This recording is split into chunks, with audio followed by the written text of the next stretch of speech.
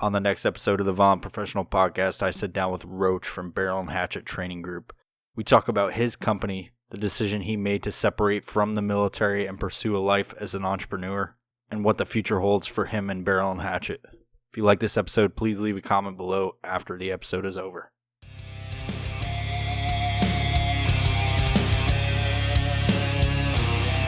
This is the Violent Professional Podcast brought to you by AriesClothing.com.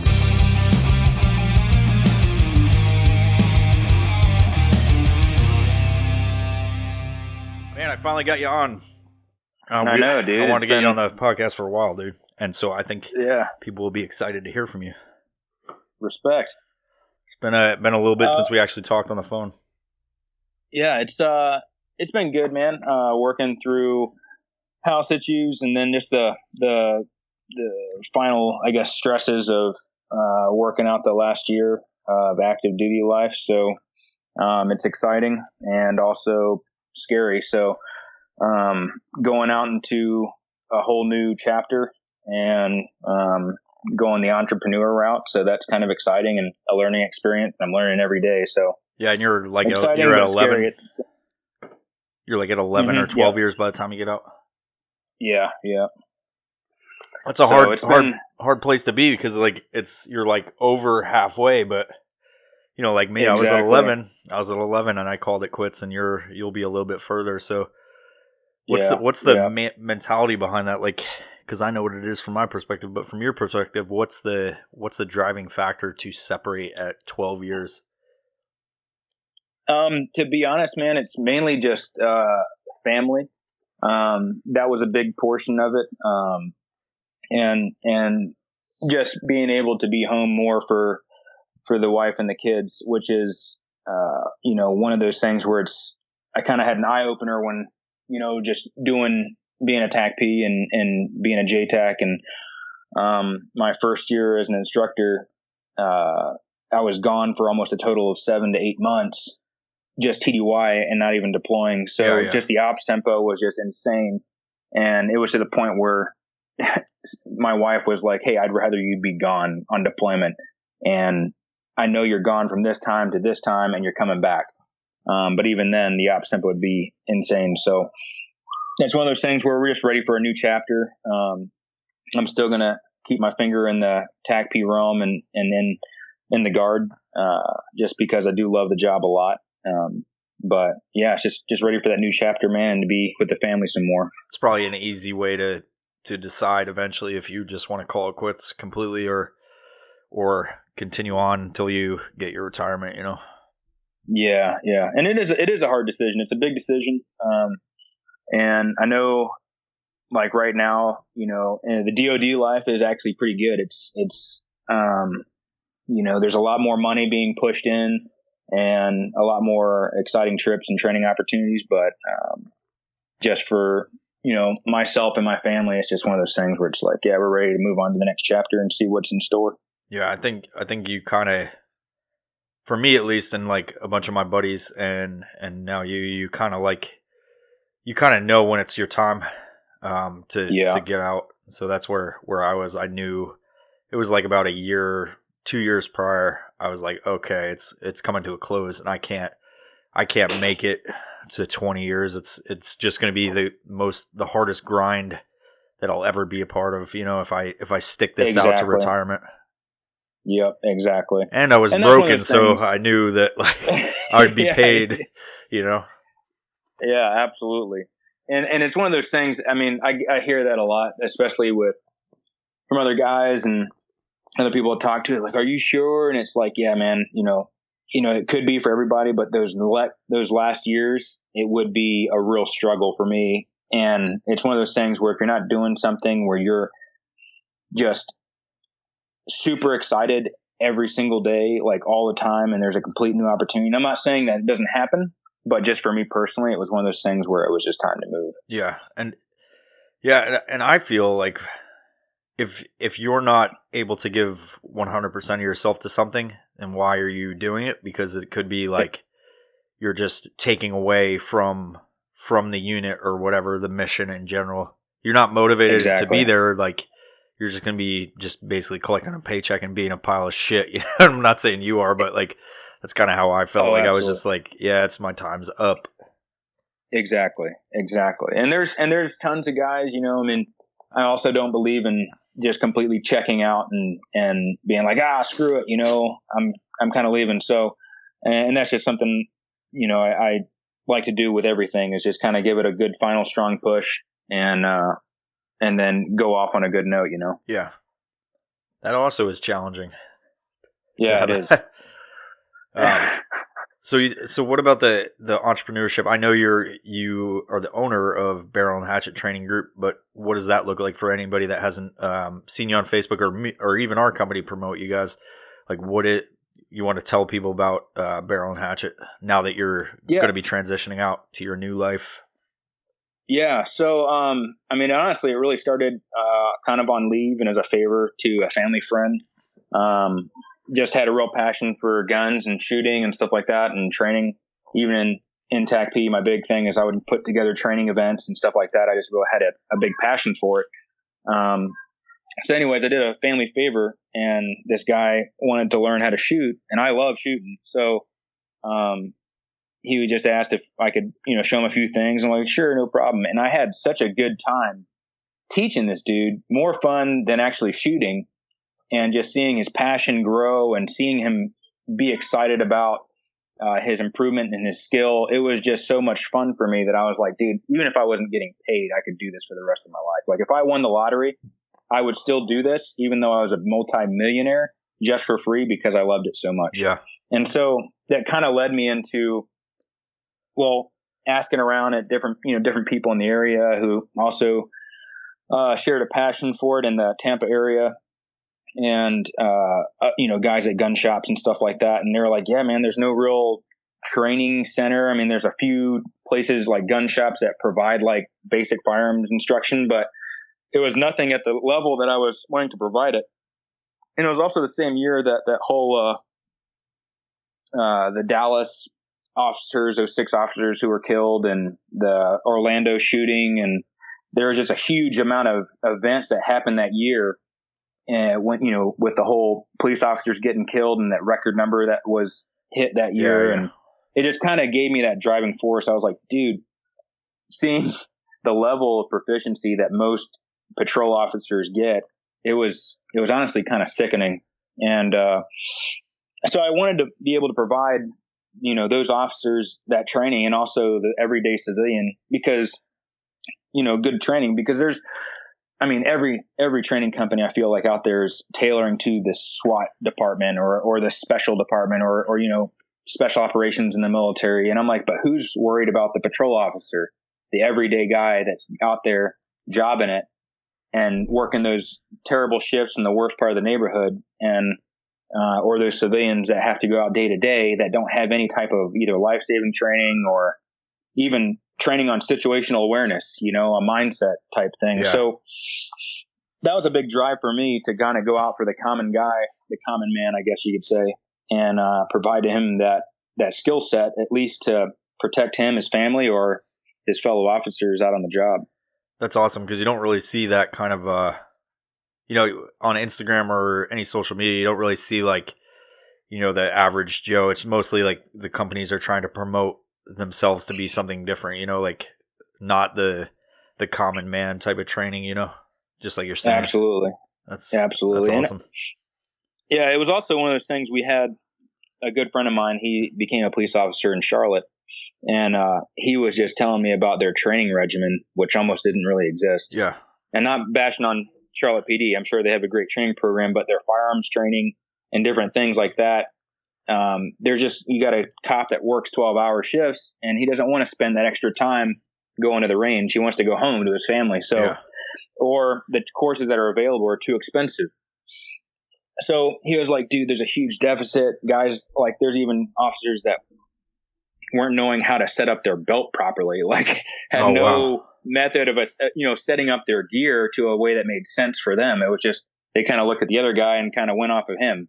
So, it was just one of those things where providing, you know, some sort of solution to the deficit, is just a real passion for me. But It originally started as just going around and providing that training, but we've kind of shifted more towards building a training center down in Florida. So it will actually be almost kind of like your gym setup. So what I mean by that is, it'll be, we're looking to build a full simunition shoot house that police officers can use. They can use our instructors that we'll be looking to hire, or they can just use the shoot house and provide their own instructors, and we'll just run the cameras. Yeah. But it's also one of those things where, you pay for membership like a gym, and you have your own student profile and your own, like, your instructor records or feedback forms. And every time that you come in, whether that's for an hour a day or an hour a week or whatever you want to do, that next instructor, whoever's there, can pick up, look at your records and be like, all right, here's your deficiencies, here's where you're strong at, and make sure that you're just growing instead of paying $200-$300 for a course once a year, you know what I'm saying? And really not progressing in your training. Yeah. So kind of like the JTAG program. Very similar, but for shooters, Yeah, exactly. That's awesome, dude. Yeah. So what else do you have planned between now, from now to when you separate, to what's the next stage of life for you look like? Honestly, man, it's going to be a lot of trying to build those relationships and reaching out to a lot of smaller companies. So like companies like Blue Can, Beacon Industries. I know Core Survival is a really big one. They're actually located near where we're going to be at in Florida. And so developing a lot of those long-lasting relationships with other companies and even instructors. So that way it's no longer, hey, my course is better and, my technique is the best. And it's like, hey, man, like, we're not saying that yours is better or your way of instruction is better, but pretty much bridging the gap between other instructors and other companies and kind of putting everybody together to provide the end user the best effect. So that's kind of what we're doing right now, is just looking to build those relationships and also other motivated individuals that kind of want to follow where we're going and just see, where we're going in our entrepreneur journey, I guess you could call it. Yeah. But that's pretty much the big thing.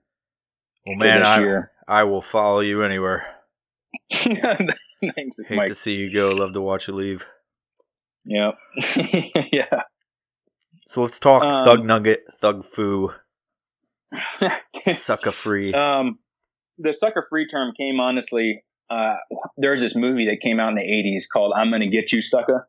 Yeah. And I was like, I remember seeing that movie and being like, man, it was so cool when I was a kid, and it was this action movie.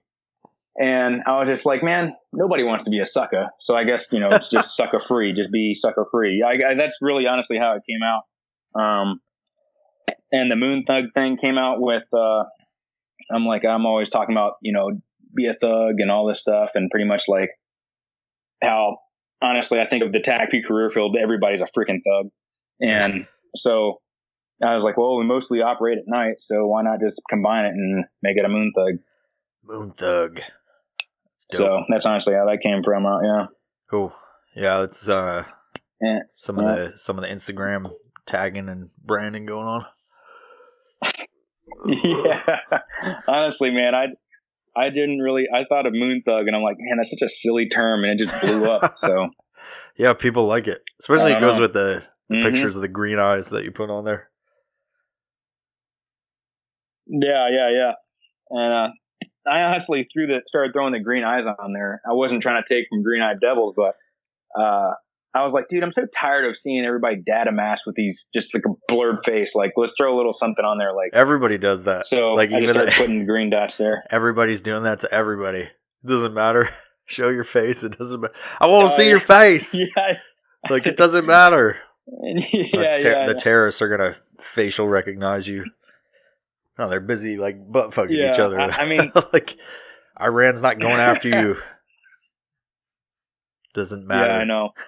I mean, honestly, I threw it on there just because, like, not pride, but like, I don't know where guys are going in their career, and I didn't want to throw them all over social media. So it's a good thing to do. I get like, like partly I blur people's faces on some of this stuff because like they're some of them are still in, and it's like they're doing like I got a video today that I have to like blur someone's face because it's like he's doing some. I might even have to like change his voice because he's like he says some stuff on there and does something while he's like calling in an airstrike, and I'm like, this dude could get in trouble for it. It's like shotgunning a rip it while he's dropping bombs. Like yeah, absolutely. So it's funny and stuff like that, but yeah. I get why people blur, but some people go over the top. But I think yours is pretty dope, like the green eyes. Yeah. Oh man, it's funny. I mean, honestly, even like the whole branding thing, that I wasn't even intending on making T-shirts, and it's still not part of my like business plan at all. But it was just people freaking were like, "Hey man, you got this," or "You got," I started off with the Calvin and Hobbes because I loved it growing up, and so I just drew something up, just doodling. I think I was at some exercise or something, and was just bored. And I was like, well, I can't just draw a freaking tack penis operating dick. So I started like drawing something else. Yeah, you could, man. And because well, how every freaking tack P is a professional dick drawer. Yeah. But treasure chest of dicks. Yeah, dude. I mean, like if you leave a notebook on too long, you open the first page, and you're like, damn it, there's a freaking dick in there. A cock card. Big greasy cock card in the. It's like everybody becomes a Da Vinci all of a sudden when it comes to these dick drawings. But I just started doodling and threw it. As I discussed, and we threw it on a T-shirt and it just blew up, man. And it just kind of boggled me. So I started throwing some artwork on different shirts, and now I'm just kind of like, just for funsies, I'll freaking do one a quarter. Yeah, it doesn't hurt. Yeah. Yeah, but so we were gonna talk about something that we talked about at a different time while we're talking about it now. About this, the whole, like there's stuff in the veteran community that I'm very vocal about, how I don't like how the community, immediately when someone dies or is killed in combat or whatever, immediately post this stuff up. And for example, I saw, this is just one example, but last night I kind of got really pissed off. Somebody that follows us, another t-shirt company, said, hey, you'll love this, and like told me about it. It was basically like this, I mean, you've seen them before where these companies just have like the worst idea for t-shirts, but on this specific company, they had, there was two Army helicopter pilots that died in Fort Campbell, and the dude he posted a photo of them on his business page and made like a little narrative, and then below it said like, tag a friend who likes blah blah blah, and then like go to our website, buy our shirt, and all this promotional stuff underneath it, and there was no mention of donations or anything, and who knows if that company's even a vet, because you look at it and it's like can't even tell. It could be just some civilian dude that's just posting it up trying to make a quick buck or whatever. But it was like in everything he did, it was like it's one of those pages that just posts a bunch of fucking military photos and then says like, buy my shirt on their caption or whatever.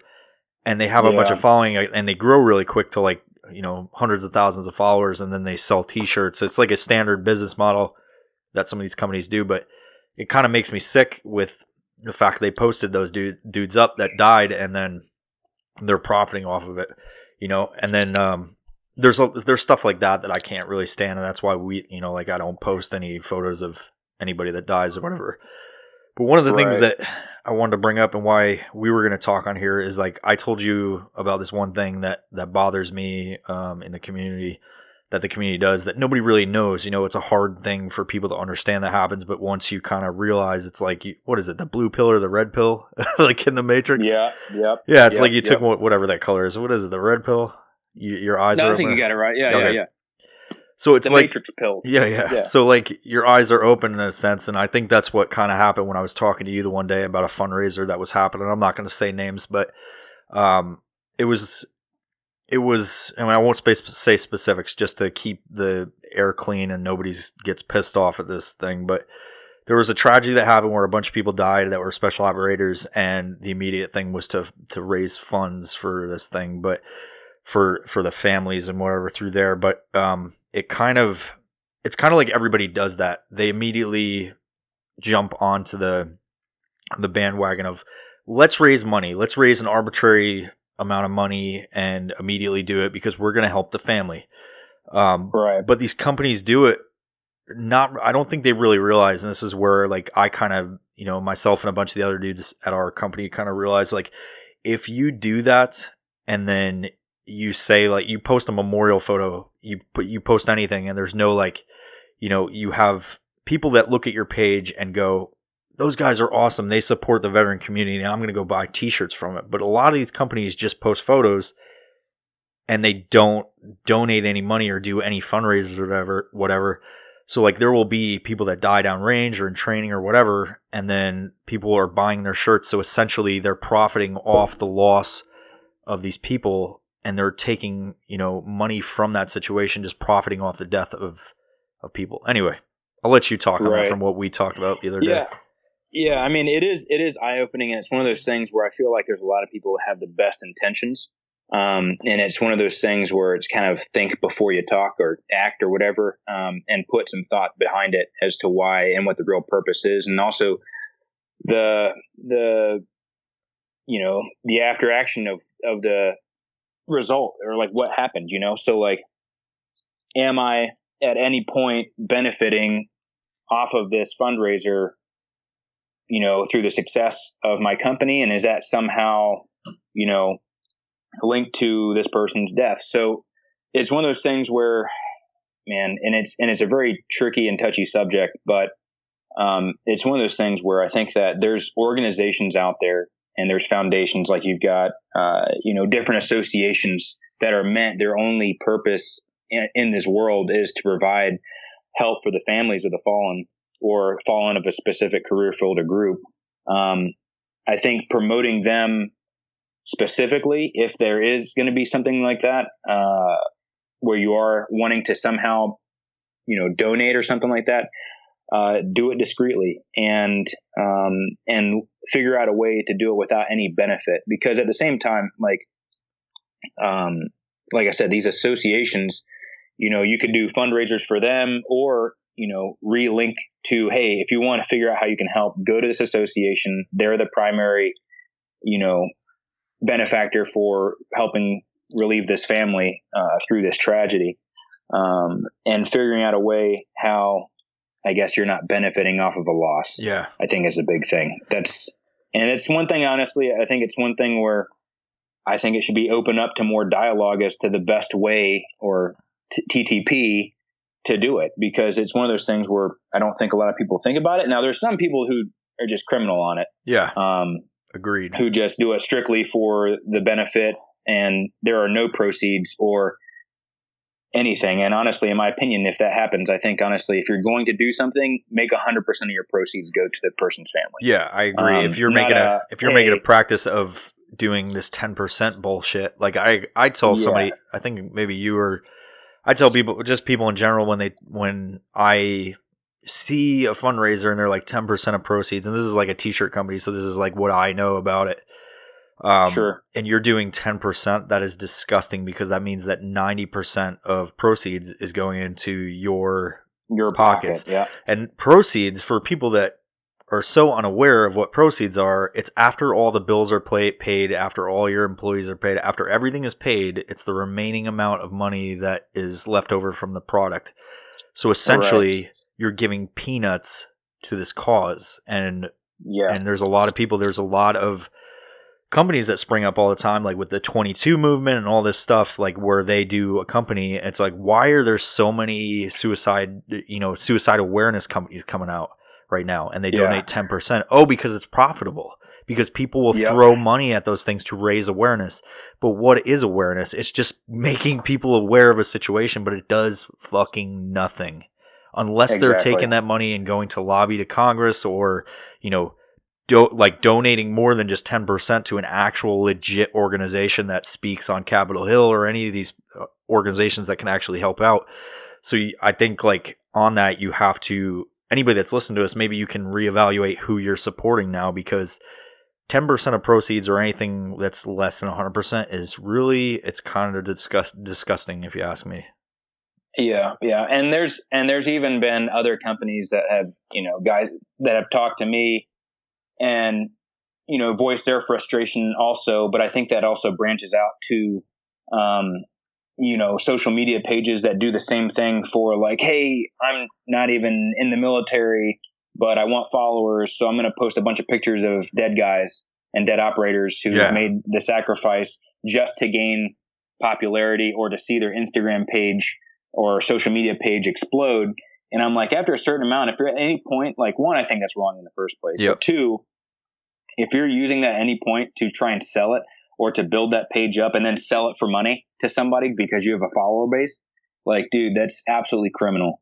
I mean, you're literally robbing people, those families and stuff like that. So, I think I think people ultimately sometimes, most of the time, have good intentions. Yep. Agreed. But there is that dark side of the coin where there's just either no thought or there's a lot of sinister thoughts put into it. Yeah. And at the ultimate end of it, it's greed. So, there's a couple things that I look at primarily when people are doing this fundraisers. Like I just promoted one for the PJ Foundation because they approached me and they're like, hey, because we have a decent following. So it's like, can you promote this free fall event we're doing skydiving and all this stuff, and it's a public event where people can come, and we're going to do a blind raffle and all this stuff, and then it supports the fallen. 100% of proceeds go to there. And I'm like, yeah, right on. I'll post that up in our story, because I'm not going to post it. Mainly I won't post it in our main thing, because I don't want to be equated to somebody that posts. Like, I have this. I don't think anybody's wrong for doing it, but my personal and our company's personal values are we don't post memorial stuff in our main feed that's going to stay there, so that later somebody can look at it and then go buy a shirt because they saw that and are like, oh, I can't donate, but these guys are good, so I'm going to give them money. That, like, you can't necessarily equate, is that what happened? But that's how I feel, personally. And right. All the dudes in the company feel that way primarily. But yeah, I'll promote stuff on the story, because the events, I'll post it up, and like, then it eventually goes away. And then it's not like you're equating me to being just a good person because I promoted this. I mostly like to promote stuff where nobody really knows that it's me, like donate to stuff when I'm not going out and patting my own back and saying we donated thousands of dollars to this organization, because it doesn't matter. It's like, I want to donate and promote these things because I want to, not because I want my company to benefit from the promotion of it. You know what I mean? Exactly. Or even getting a tax write-off on it because you did donate. Yep. There's a lot of things. It's kind of a balance. It's like, how do you do this stuff? Like, how do you promote this kind of stuff, like, without benefiting from it? Absolutely. And it's one of those things where I think that like the fact that Violent Professional Podcast is trying to open up the dialogue and put out those tough subjects. I mean, that in itself explains the moral standing of the company, or your company, and it kind of opens up the eyes, hopefully the eyes of the listeners, or the ears, or whatever you want to call it. But having these conversations and actually putting some thought behind hard subjects like this, because if nobody's going to talk about it, then it's going to continue to go on, which it probably still will go on, but at least there's awareness on this issue and other issues that come up. But at the end of the day, it's one of those things where I don't want to have Barrel and Hatchet associate with companies or be associated as a company that, benefits off of people's tragedy. Yeah. And so it's just not what we're about. And not what I'm about, and I'm totally against it. And I think that if you are going to follow a company or support somebody and what they're doing, kind of see, what's their moral standing? What are they doing? Is it strictly for greed, or are you supporting somebody that's actually doing something to make the world a better place, which is something I'm really big on too. Yeah. I think there's a couple indicators, like I said before, but if it's a brand new, like, suicide prevention freaking group that, because they feel like maybe everybody else isn't doing it right. But I've said it before, like, the more companies that come out, the harder the money is to get to people. So Yep. like if you see them and it's basically like, a lot of vets are trying to be celebrities now in their own way through Instagram and whatever. But if you see them promoting their new, foundation that they made, which may or may not be legit, but then they're posting all kinds of pictures of them in t-shirts, it may be not necessarily legit. The way to talk about, because everybody asked me like, well, what do you suggest we do about this? And so like a couple of things I suggest about, I've posted it before, but like you don't have to say that you're donating. You can just do things like you can volunteer time, you can donate to legit organizations that you feel passionate about.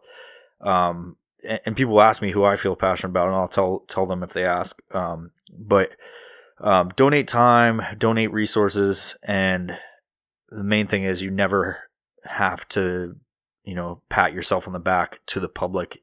You can feel good about the fact you donate, but you don't have to go out of your way to tell people, because that's another method of promoting yourself, and you don't have to. Like the point of raising awareness, funds, or resources, or any of this stuff is so that the family or whoever you're doing this for is so that they can benefit and they have less of a struggle. It's not for your own, own promotion of your company.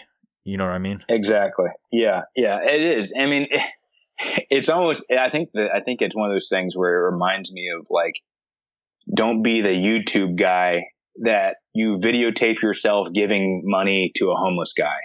You know what I'm saying? Yeah. Hey, let me get a camera crew, videotape me giving money to this homeless dude, and be like, yeah, man, like, you know what I'm saying? Like, it's just one of those things where it's like, if you want to do a good deed, dude, like, let God be known as the only one who sees you do it. You know what I'm saying? Like, and have pride in the fact that you did help better somebody in society without any cost or without any like benefit to yourself.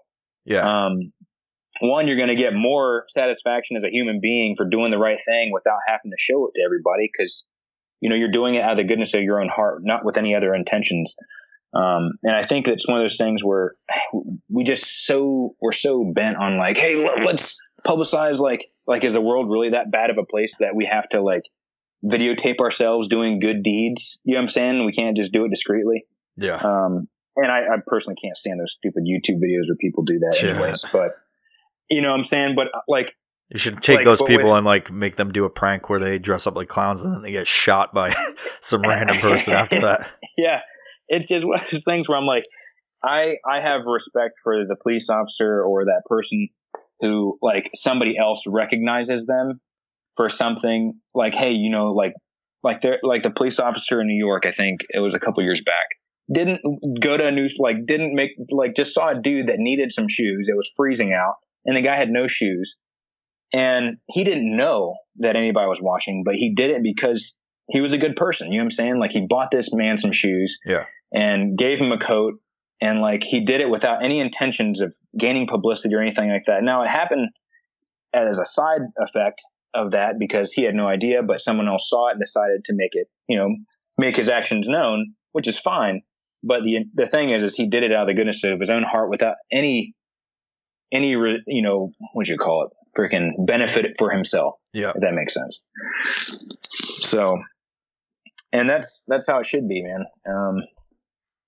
And like I said, hopefully this podcast leaves it open up for more dialogue, because the more brains you have put together, can provide, a better technique or a better TTP for this. But yeah, if anybody's listening, to this and has some suggestions that we can maybe talk about in the future about, because that's my, like what I said before about, not talking about it and stuff like that. That's kind of my take on how you can do this without self-promotion. But if there's anybody listening that has any comments, just, hit us up, DM, hit up myself, Barrel and Hatchet, or just comment below. Absolutely. And leave your suggestions about how you do that. Yeah, absolutely. Cool. So anyway, not to drone on about it, because we could go on forever. Dude, but like, what freaking real talk session. Yeah. So what's up? What's next for you? Anything coming up? No, man. I know I think it's called Eastern Beacon Industries. They are an up and coming and I'm actually just throwing this out there because they asked us to kind of help him out. But real good dude, real good company. They do actually, since we're talking about good company or moral standing, the guy is developing a body armor and concealable carry bags and stuff like that. Yeah. And young entrepreneur. So, and establishing relationships with companies like that have good moral standing, that just want to go out there and help other people. That's pretty much the big thing, is finding out who those companies are and linking up with them and trying to see if we can provide the end user a better product for not breaking their pockets. I think that's the biggest thing is, not everybody can afford a lot of the training or equipment that's currently out there. And so finding companies and instructors and stuff like that can get together, and we could be the in between to find out what's the best way we can get cheap training, good training, teaching good techniques, and providing good equipment for a more economical price, or even for free for charities or whatnot. But the big thing is just trying to help other people. And that's kind of what we are about, and what we're looking for from other companies is who have that same mindset, I think. Awesome. Making alliances. Yeah, pretty much. Making friends. Yep. It's all about making friends. It is at the end of the day. Yep. So, where can people find you on Instagram if they're trying to look you up, or Facebook, or any of those places? Interweb. Don't bother about Facebook. Our website, I know I've been getting DMs about this a lot, but the website is under construction right now. So if you're trying to access the website, we're going to post on Instagram when it's going to be back up. We'll have shirt sales up again. So the store is kind of frozen right now. The website is under construction right now. And don't even worry about Facebook. We're not on that platform really. So I've seen we've had some people I'll get a notification oh, hey, someone's following you. I'm like, oh, well, I ain't going to see anything. Yeah. But, we're also pausing on the YouTube thing just because, it's just not feasible right now. But we can expect is we'll have minute-long video shorts and reviews on different products, promotions of different companies and other pages that we really like and would like you to follow, or if you're interested, at least expose them to you all. But you can find us by #MoonThug or MoonThug Style or Barrel and Hatchet Training Group, full hashtag. Renew the Edge. That's the biggest way to find us. And if most people that DM me, unless you're being weird, I'll usually reply to you pretty soon. So yeah. Talking about that? What's a weird thing that you've gotten in your DMs? Who slid into your DMs that made you say that? I don't know. I've just gotten some weird questions, asking about different products, or hey, sending random, I think random weird videos from other Instagram pages. I'm like, I don't know why you think we would like that, but I guess thanks for sending it to us, and so, but yeah. And for a while we were posting a lot of TACP stuff because we had a lot of guys that were asking, hey, can you mind, here's a picture for you if you want to throw it up. And we kind of slowed down on that a lot, mostly because people thought we were a TACP recruiting page for a while. And I was getting 50 messages a day about how to be a TACP. And so we've actually died down a lot of, almost completely on the TACP posts for now. And thank you if you are a TACP and you keep sending pictures. Thank you so much. We might repost some later in the future, but as of for right now, we're kind of just focusing on narrowing our field of focus for training and what we're looking to be in the future. So, well, that's lit. Everybody go. I didn't even say that right. I got to edit that part out. That's lit. I was yawning as I said that. So this whole section's getting cut out. You got to see the other ones, dude. There's so many of these friggin' episodes that I fucking chop because I'm either myself or the person I'm talking to is oh, can I start over, bro? I'm just yeah, I can edit this. A lot, the whole, usually the intros are 15 different sections because I'll go, when I do the intro, I'll go, on the next Violent Professional podcast I talked to. Yeah. I'll do that, like where I mess up and I like literally slice words in half and smash them together, and you can't even tell. But, dude, oh my gosh! Like even like some of my review videos where I'm like talking through my video, I'm like I have to do it like 50,000 different so times. So frustrating. Like, somehow my consonants sound like syllables, and I got a lisp all of a sudden. Yeah, sound drunk constantly. I was trying to. I wasn't even like. I did a story last night. And I wasn't even drunk, and I was just like, "Damn! I had a beer, and I sound like I'm an alcoholic. Like I've been just day drinking for 5 days straight. Like, and people were like, "Dude, you were smashed last night." And I was like, "No, I wasn't. I was just like, I was just actually trying to record. I was dehydrated. I think I was trying too much. 15 cheese and rices later, you know." Yeah. All right, so everybody go check out Barrel and Hatchet, #MoonThug, Thug Nugget on Instagram, because they'll only talk to you there. But word, you got anything else to add to this conversation before we end it? See, I sounded drunk there. Yeah. Hey, seriously though, if you do like our page, please tell everybody else about it. A couple of things. I'll also throw some hobbies that we have and stuff in there, like scuba diving, skydiving. Not too much, but if you have some videos or anything that you want us to repost, just send us a message. And if you're up and coming company and you want some exposure, just send us a DM and we can talk and see if we can work something out. And my wife, actually, she does have this Instagram page that she just started called A Healthy Roach Life. And it's pretty much like if you're looking to eat like completely clean, or you like food porn and you're trying to find out how to cut out every type of man-made thing in your diet, go follow her page. If you want some advice, just send her a message. She's really, really happy to just helping people eat clean and live healthy. So go check out A Healthy Roach Life. I don't necessarily know if it's all healthy, because I saw her wrap a hot dog in a piece of lettuce the other day. I don't know what that was about. It's actually an organic, clean hot dog, dude. How is that possible? Organic is a pig ground up into mincemeat, bones and all, and then it involves like free range, organic hippie science, and I think like a couple of witch runes. Okay, it's soy, isn't it? No, actually, soy's really bad for you. Yeah, I know, but a lot of people think it is. So you said like hippie stuff. Yeah, no, hippies, man. You got to get fermented soy, and then that's pretty good for you. Not fucking that shit. Freaking estrogen producing beans. Boob cancer beans. Boob cancer beans. Boob cancer beans. Dude, that should be a new hashtag. Boob cancer beans thug. Boob thugs. I don't know. Boob thug. Well, I mean, you could be a boob thug if you want. You can be anything these days. Yeah, I know, right? Cool. Thanks again for having us on the podcast, man. Long time coming.